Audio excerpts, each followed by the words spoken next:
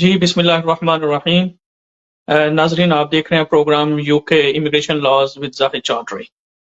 ये प्रोग्राम हर थर्सडे को आप लोगों की खिदमत में यूके के मुकामी वक़्त 6 बजे पेश करता हूँ। पिछले 2 वीक में मुहर्रमुल हराम की तातीलात की वजह से आप ये प्रोग्राम नहीं देख सके। तो आज से ये हम अपना रूटीनली प्रोग्राम को रिज़्यूम कर रहे हैं और इंशाल्लाह ये प्रोग्राम अब जैसे ये पहले हो रहा था एवरी थर्सडे को ये 6 बजे यूके के मुकामी वक़्त के मुताबिक आप लोगों की खिदमत में पेश करूँगा। जो मेरे रेगुलर व्यूअर्स हैं वो इस प्रोग्राम के फॉर्मेट को जानते हैं, जो नए हैं उनके लिए फिर क्विकली जो है वो रिपीट कर देता हूँ कि ये प्रोग्राम जो है ये यूके के किसी भी लॉ से रिलेटेड आपका कोई भी सवाल जो आप मेरे साथ भेजते हैं वो इस प्रोग्राम में मैं डिस्कस करता हूँ। उसका ताल्लुक नेशनलिटी लॉ से, इमिग्रेशन लॉ से, असाइलम से, family law, divorce, power of attorneys, wills, यानी कोई भी आपका जो सवाल आप मुझे भेजते हैं वो मैं इस प्रोग्राम में शामिल करता हूँ और कोशिश ये होती है कि आप तक जो है वो इंफॉर्मेशन जो आप चाहते हैं वो पहुंचाई जाए। लेकिन क्योंकि ये मुख्तसर दुरानी का प्रोग्राम होता है इसलिए समटाइम कुछ सवाल अगर रह जाते हैं तो वो ऐसा नहीं है कि वो मिस हो जाते हैं, उनको मैं अगले प्रोग्राम में जो है वो जरूर शामिल करता हूं। तो इसलिए आप लोगों की मोहब्बतों का शुक्रिया। जिन लोगों ने अभी तक मेरा YouTube channel ZMC TV subscribe नहीं किया उनसे दरखास्त है कि वो मेरा जो यूट्यूब चैनल है ZMC TV उसको सब्सक्राइब कर लें ताकि मेरी आने वाली तमाम जो नई वीडियोस होती हैं लॉ से रिलेटेड वो आप लोगों तक बखूबी और बगैर किसी ताखीर से पहुंच सके। तो चलते हैं जी आज के प्रोग्राम के लिए। एक जो जिसके ऊपर बहुत सारे लोग जो है वो पूछ भी रहे हैं उसके लिए मैंने सेपरेट वीडियो भी उसके ऊपर मैंने बनाई है। तो वो शायद मेरे ख्याल में अगर आप जाएं अदर सोशल मीडिया एप्स के ऊपर तो उस पर आपको मेरी वो वीडियो मिल सकती है। वो ये है कि जी देखें कि यूके गवर्नमेंट जो है उसने पाकिस्तान की गवर्नमेंट से एक एग्रीमेंट ट्रीटी जो है वो साइन किया है जिसके तहत जो है वो क्या होगा, जो फॉरेन क्रिमिनल्स होंगे और जो इमिग्रेशन लॉज के ऑफेंडर होंगे उनको जो पाकिस्तान जो है वो वापस लेगा और अगर जो मुजरमान जिसको हम फॉरेन क्रिमिनल कहते हैं वो एक दूसरे से उसका एक्सचेंज हो सकेगा। तो लोग जो हैं वो इसके बारे में कंसर्न्स भी हैं। देखिए ये बहुत अरसे से इसके ऊपर जो है वो काम हो रहा था, लेकिन असल तो बात ये है कि जो इसके पीछे बड़ा मोटिव है वो यूके गवर्नमेंट चाहती है ये सिर्फ पाकिस्तान के साथ नहीं है, और भी कंट्री जैसे अल्बानिया और दूसरे उनके साथ ये मुआहदे किए जा रहे हैं ताकि जो फॉरेन क्रिमिनल्स हैं, अब मैं उसके बारे में बात कर देता हूं ताकि आप लोगों को समझ आए। तो ज्यादातर ये होगा कंसर्न करेगा वो जो फॉरेन क्रिमिनल्स हैं। फॉरेन क्रिमिनल्स जो for the purpose of immigration वो लोग हैं जो कि सीरियस क्राइम्स में जो है वो इन्वॉल्व हैं और परसिस्टेंट हैं। ठीक है जी, और उनकी सेंटेंस जो है वो 4 साल और उससे ज्यादा जो है वो हो जाती हैं। तो ये अल्टीमेटली जो है वो होम ऑफिस डिसाइड करेगा कि उसको हमने भेजना है या नहीं भेजना। तो ये बहुत सारे लोग जो कि बड़े सीरियस क्राइम्स में इन्वॉल्व हैं, यूके गवर्नमेंट चाहती है, ये सिर्फ पाकिस्तान के लिए नहीं है, ये बल्कि तमाम कंट्रीज के लिए है कि वो उनको वापस भेजे उन कंट्रीज में। तो ऑब्वियसली अगर वो कंट्री उनको लेते नहीं है कि ये तो क्रिमिनल है, ये तो अब आपके अगर ब्रिटिश सिटीजन है उसको भी तो वापस भेज सकते हैं, वो भी फॉरेन क्रिमिनल हो सकता है कि जो नेचुरलाइज यहाँ पे हुआ ब्रिटिश सिटीजन हो गया या इंडेफिनिट लीव टू रिमेन उसके पास है। अब अगर उसने कोई क्राइम किया है तो उसको वापस उसके अगर कंट्री ऑफ ओरिजिन में भेजेंगे तो वो ये कह सकता है भाई अब तो ये आप तो ब्रिटिश है, इसको आप अपने पास रखें। तो अब ये जो मुआहदा हुआ है इसके तहत अगर कोई फॉरेन क्रिमिनल है जो कि पाकिस्तान ओरिजिन से है तो पाकिस्तान उसको लेने का पाबंद होगा। इसी तरीके से जो इस एग्रीमेंट का ट्रीट का दूसरा हिस्सा है वो है इमिग्रेशन लॉज के ऑफेंडर, कि यानी वो लोग जिन्होंने इमिग्रेशन लॉ के ब्रीचेस की हैं। वो जो पहले तो हो गए वो तो फॉरेन क्रिमिनल्स में तो वो तो सीरियस क्राइम जिसमें मैंने आपको बता दिया है, मनी लॉन्ड्रिंग है, रेप है, मर्डर है और इस तरह की बहुत सारी ड्रग्स हैं उसमें, ये सारी बातें उसमें शामिल हैं। फिर इसके साथ साथ जो है पाकिस्तान ने कहा है कि चलिए जो इमिग्रेशन ऑफेंडर्स होंगे उनको भी वो हम ले लेंगे। उसका मतलब क्या है ये आपको जरा समझने की जरूरत है, इसलिए बहुत ज्यादा परेशान होने की भी आपको जरूरत नहीं है। तो वो ये कह रहे हैं कि जनाब वो लोग जिनके पास जो है वो यूके के अंदर रहने का कोई राइट नहीं होगा और उनकी जो नेशनैलिटी है वो कंफर्म हो चुकी होगी कि वो पाकिस्तानी हैं, तो फिर जो होम ऑफिस है यूके का, वो क्विकली जो है वो उनको मुल्क से निकाल सकते हैं, यानी उनको वापस पाकिस्तान भेजा जा सकता है। लेकिन इसके लिए ये ज़हन में याद रखिएगा कि जब तक आपकी कोई भी एप्लीकेशन या अपील जो है वो किसी भी फोरम में आउटस्टैंडिंग है, उस वक्त तक नॉर्मली होम ऑफिस जो है वो किसी की भी पर्सन को यूके से रिमूव नहीं करता। ठीक है, हाँ, अगर आपके सारे अपील राइट्स जो हैं और जो सारी रेमेडीज हैं वो आपने एग्जॉस्ट कर ली हैं, ठीक है, और उसके बाद आपने कोई नई चीज जो है वो होम ऑफिस ने में नहीं डाली, तो इसका मतलब है you have no right to stay in this country. तो अगर आपके पास, if you have no right to stay, अगर आपके पास राइट ही नहीं है स्टे करने का, कोई एप्लीकेशन आउटस्टैंडिंग नहीं है, कोई अपील आउटस्टैंडिंग नहीं है, तो ऐसे सूरत हाल में फिर डेफिनेटली होम ऑफिस क्या करेगा, होम ऑफिस आपको आपके मुल्क में वापस भेजेगा। तो इसमें कोई ऐसी नई बात नहीं है। अब पहले ये होता था कि हाँ जी, सम टाइम वो जो इमिग्रेशन ऑफेंडर्स, ला के ऑफेंडर होते थे, उनको भी कंट्रीज नहीं लेते जी, या फिर उसमें जो है थोड़ा डिले हो जाता है। ये तो अब इन इस मायदे की वजह से ये जो है पाकिस्तान जो है वो जो इमिग्रेशन लॉस के ऑफेंडर्स होंगे, यानी को ओवरस्टे हो गया हुआ है या और कोई ऐसा है उसके पास यहाँ रहने का राइट नहीं है, तो उसको भी पाकिस्तान जो है वो लेगा। तो इसलिए आप अपने ज़हन में रखें, आप अगर से समझते हैं कि आप किसी ऐसे सर्कमस्टांसेस के अंदर फंसे हुए हैं, या आपकी सिचुएशन जो मैंने बात की है उसमें कोई है, तो ऐसे सूरत हाल में आपने क्या करना है, आप किसी भी वकील के पास जाएं और उसको अपने हालात से बाखबर रखें। तो इसमें मैंने आपको बता दिया कि ऐसे सूरत हाल में कोशिश करें कि आपकी कोई ना कोई एप्लीकेशन जो है वो होम ऑफिस में, जो लेजिटिमेट एप्लीकेशन है वो वहां पे जरूर होनी चाहिए। ठीक है जी, ये तो एक बात थी जिसके ऊपर बहुत सारे लोगों ने जो है वो पूछा है, तो वो मैंने उनको बता दिया है कि वो क्या कर सकते हैं। अच्छा जी, जो सवालों की तरफ है जी, ये एक सवाल जो है किसी ने पूछा जनाब कि मैं 20 साल से इस कंट्री में रह रहा हूं, तो अब ये जो नए प्राइवेट लाइफ के ऊपर लॉज आए हैं, तो उसके लिए क्या मैं डायरेक्टली इनडेफिनेट के लिए अप्लाई करूंगा, या मुझे जो है वो प्राइवेट लाइफ के तहत 2.5 साल का वीजा जो है वो मुझे मिलेगा। तो ये देखें, बात ये है कि अगर आप 20 इयर्स की बेस पे अगर आप कर रहे हैं, तो फिर आप डायरेक्टली आपको जो है वो इंडेफिनेट नहीं मिलेगा। उसके लिए आपको पहले 2.5 इयर्स के वीजे के लिए आपको अप्लाई करना पड़ेगा, और ये आपका रूट 10 इयर्स का ही होगा।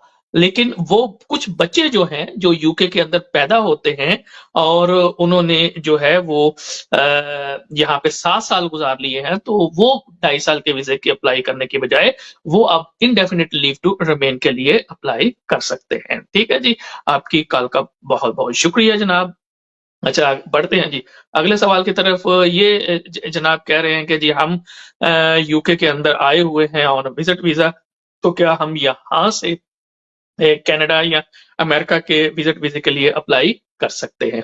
देखें, अगर सीधा जवाब दूं आपके सवाल का, तो बिल्कुल आप कर सकते हैं। कोई ऐसी रिस्ट्रिक्शंस लॉ में नहीं है कि आप अप्लाई नहीं कर सकते, लेकिन हमने अपने प्रैक्टिस में देखा, अपने तजर्बे की बुनियाद पर, नॉर्मली ये जो कंट्रीज होते हैं, अगर आप करते हैं तो वो आपको उस तरह से रिफ्यूज नहीं करते, लेकिन आपको एडवाइस करते हैं, सजेस्ट करते हैं कि जनाब आप अपने जो होम कंट्री है वहां से जाके आप वीजा अप्लाई करें।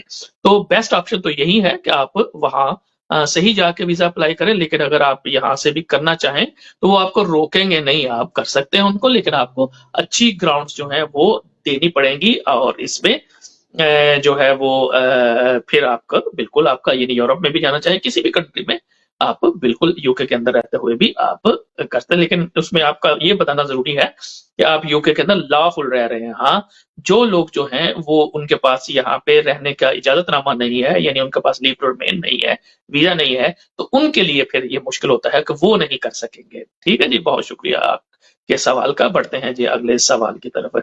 ये सवाल जो है उन्होंने कहा जी जनाब कि वो मेरा बच्चा जो है वो यूके में पैदा हुआ है, उसको यहाँ रहते हुए 10 साल हो चुके हैं, तो अब उसके लिए क्या रेमेडी अवेलेबल है? वो ये कहते हैं जी हमारे पास किसी किस्म का कोई इमिग्रेशन स्टेटस जो है वो हमारे एज अ पेरेंट्स हमारे पास नहीं है, तो अब हम क्या कर सकते हैं? देखें थोड़ा सा अजीब लग रहा है कि देखें अगर आपका बच्चा जो है उसको यहाँ रहते हुए 10 साल हो गए हैं तो आपका इमिग्रेशन स्टेटस तो होना चाहिए था। यानी जब वो बच्चे के 7 साल की रेजिडेंसी हो गई थी पुराने लॉ के तहत तो उस वक्त वो 2.5 साल के वीजे के लिए अप्लाई करते आप। अगर उसका 2.5 साल का वीजा अप्लाई कर देते तो उसके बाद जो है आपका भी उसी उसी के साथ आपका भी वीजा हो जाता। हाँ, ये सम टाइम भी होता है कि लोगों के ज़हन में ये बात होती है कि अच्छा जी 10 साल के बाद तो इसने नेशनैलिटी ले लेनी है, इसका तो ये तो रजिस्टर हो जाएगा एज़ अ ब्रिटिश सिटीज़न। तो हम जो हैं इस वक़्त अगर हमने इसका 2.5 साल का वीज़ा ले लिया, तो फिर शायद जो है वो ये इसकी नेशनैलिटी ना हो सके। ऐसी कोई बात नहीं है, अगर आपका बच्चा यूके के अंदर पैदा हुआ है और उसको यूके के अंदर रहते हुए जो है वो 10 साल पूरे हो चुके हैं, बेशक उसके पास पहले वीजा है या नहीं है, ठीक है। शर्त यह है कुछ फिर डेज की एब्सेंट के आखिरी साल में वो 90 दिन तक बाहर ना रहा हो, 5 सालों के अंदर 450 दिन जो है वो बाहर ना रहा हो। तो अगर ये कंडीशन करते हैं तो वो फिर 10वीं जो उसकी सालगिरह होगी यानी बर्थडे होगी उसके बाद जो है वो एप्लीकेशन करेगा होम ऑफिस के अंदर for registration as a British citizen. ये रजिस्ट्रेशन की एप्लीकेशन होती है।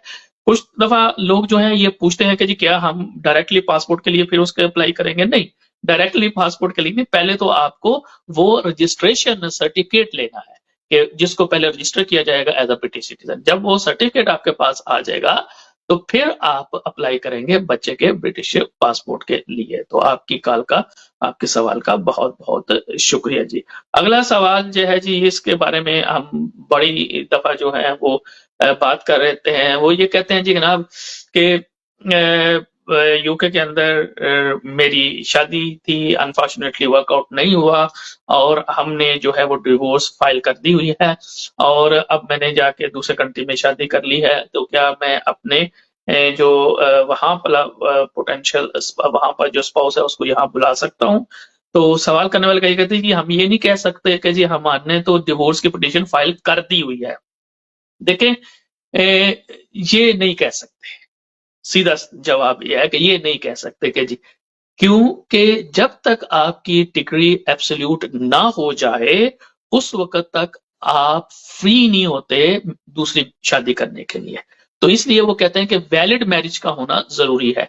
तो अगर आप फ्री नहीं थे शादी करने के लिए तो फिर आपकी वैलिड मैरिज जो है वो वैलिड नहीं है और इसी बुनियाद पर जो है वो होम ऑफिस आपका रिफ्यूज कर सकता है। ठीक है जी, इसलिए मैं मेरे ख्याल में ये सवाल जो मेरे रेगुलर देखने वाले हैं उन्होंने भी काफी दफा देखा होगा कि इसको मैं डिस्कस करता रहता हूँ इसको, लेकिन फिर ये जो हमारे सामने जो है वो आ रहे हैं बार बार इस तरह की। यही एक है जी पहली शादी अभी डिसॉल्व नहीं होती, दूसरी शादी कर ली है।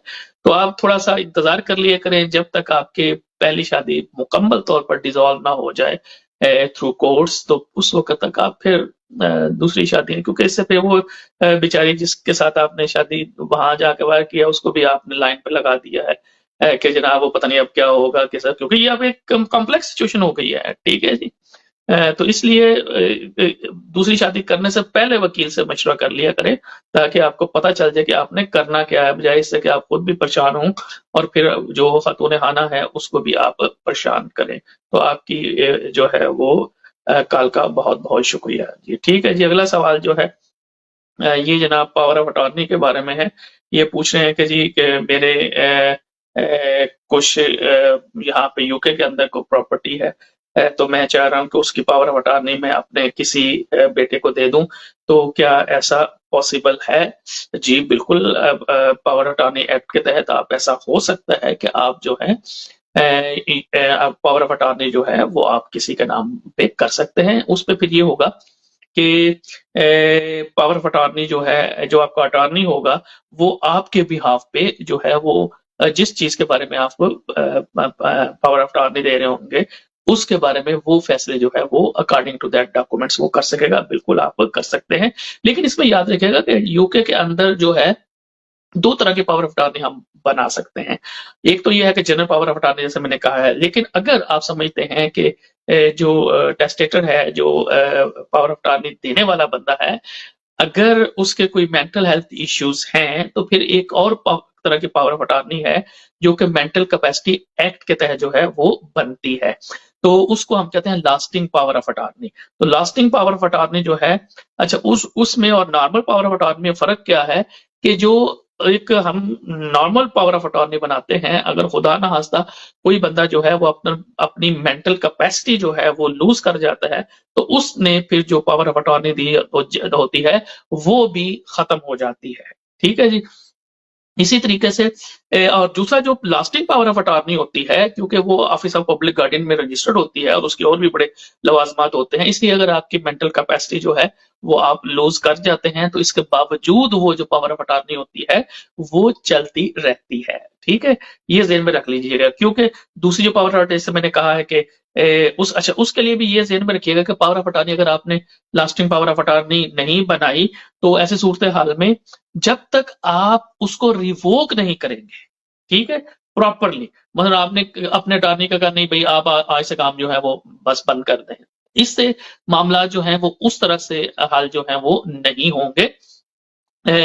तो इसलिए आप इस चीज को जो है वो भी अपने ज़हन में रखिएगा कि हाँ, आपको पावर ऑफ अटॉर्नी क्यों देनी है और उसके मकासद आपके क्या हैं।